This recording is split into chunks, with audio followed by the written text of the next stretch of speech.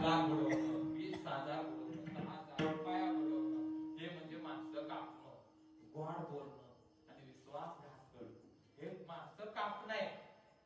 काय माणसं नेदरलँडचं म्हणजे खाण्या करून खायासाठी सांगितलं नाही, पण इतरांना फसवलं, खरं बोलून खोटं बोलून तुम्ही धंदा केला आणि पैसा कमवला. साधू संत कसं ओळखायचं? बरं, धनावर डोळा नाही पाहिजे, दुसऱ्याच्या धनावर डोळा. मग तो चांगला जरी वक्ता घेतला असला, बोकलावाने जरी बोलत असेल, पण गावाचं गोळा करून जात असेल तर तो साधू नाही. ऐसे कैसे लाले